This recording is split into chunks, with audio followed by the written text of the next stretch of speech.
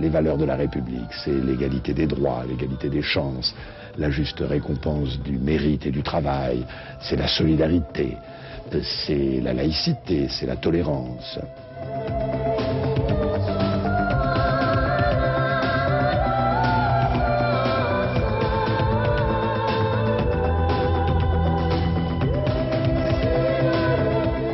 Alors, je m'appelle Philippe Lambert, je suis comptable, j'ai 26 ans.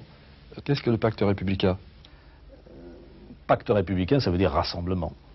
Ça veut dire effort pour faire en sorte que la cohésion sociale de la société française, qui est menacée à cause de ces 5 millions d'exclus, notamment qu'a engendré le phénomène du chômage, faire en sorte donc que cette cohésion soit préservée et renforcée. Et pour cela, il faut se situer un peu au-dessus des clivages traditionnels. Il faut essayer de rechercher ce qui rassemble et non pas ce qui divise.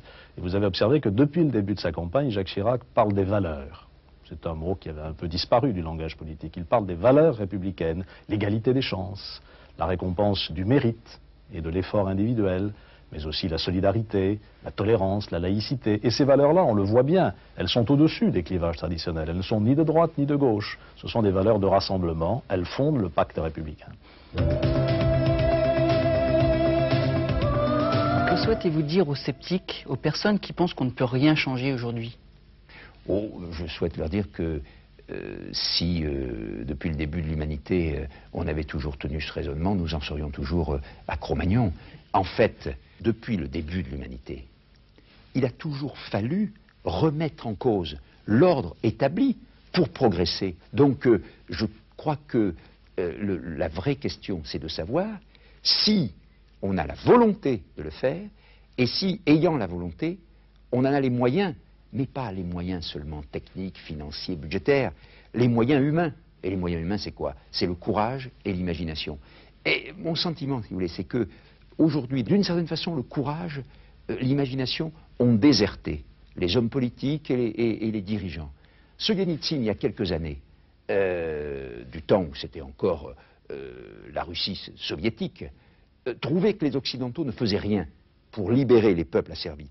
Et il disait dans son grand discours à Harvard que le courage avait déserté l'Occident. Eh bien, d'une certaine façon, aujourd'hui, je crois que ce dont nous avons besoin, c'est que le courage habite de nouveau nos cœurs et nos énergies. Et je pense que c'est ça que le peuple attend de cette élection présidentielle. Il attend que ça ne soit pas après l'élection, comme avant. Et pour que ce ne soit pas après comme avant, eh bien, je crois que ce qu'il faut d'abord, c'est qu'on ait une volonté et qu'on la mette en œuvre à partir de beaucoup de courage, comme Jacques Chirac l'a fait. Quand il y a 2 ans, personne ne croyait en lui. Il ne s'est pas désuni, il ne s'est pas désolé, il n'a pas pleurniché, il ne s'est pas mis à se lamenter en disant tout le monde est méchant avec moi. Non, il a dit, moi je connais ce que veulent les Français. J'ai le sentiment profond de leurs besoins, de leurs aspirations. Alors je vais essayer de faire quelque chose. Et puis aujourd'hui, les Français disent, oui, on est d'accord pour le faire avec vous.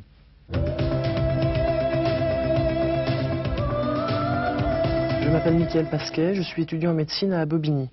Comment pensez-vous mettre fin à la mainmise des politiques sur les médias? Vous savez, la réponse, elle est comme dans tous les domaines.